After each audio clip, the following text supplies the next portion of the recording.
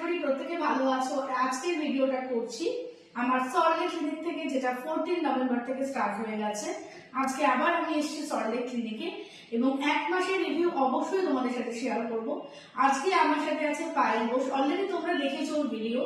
তো পায়েল আজকে তোমাদের সাথে ওর এক মাসের জার্নি কেমন হলো, ডায়েট চার্ট ফলো করে করতে পারলো কিনা, বা আমার তরফ থেকে ও কতটা হেল্প হলো, সবকিছু তোমাদের সাথে ডিটেলসে বলবে পায়েল। পায়েল বল সবাইকে। হাই, আমি পায়েল। আমি বাবুঘাটি থেকে আসছি। আমি দিদির কাছে এক মাস আগে এসেছিলাম।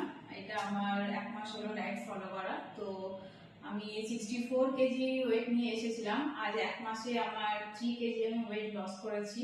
আর দিদির ডায়েট চার্ট খুব ভালোভাবে বুঝিয়ে দেয় দিদি। ডায়েট চার্টে এমন কিছু থাকে না যেটা ফলো করতে পারবো না আমরা। তো আমি ভাবতে পারিনি এক মাসে আমি 3 কেজি ওয়েট রিডিউস করতে পারবো। চিকেনের কথাটা বলো। আমি চিকেন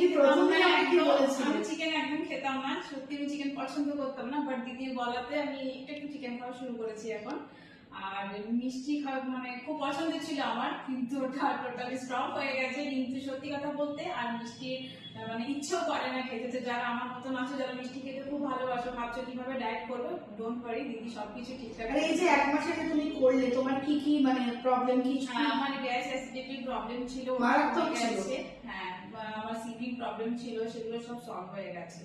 আর আমি মানে এখন ওয়ার্ক করে খুব ভালো আছি। 30 মিনিটস আমি ডেইলি ওয়ার্ক করি। তো আমার মনে হয় না যে যারা ভাবছো যে কিভাবে ডায়েট ফলো করবে বা ডায়েট ফলো করাটা খুব কঠিন, আমার তো মনে হয় না সেটা। কারণ দিদি সবকিছু খুব ভালোভাবে বুঝিয়ে দেয়।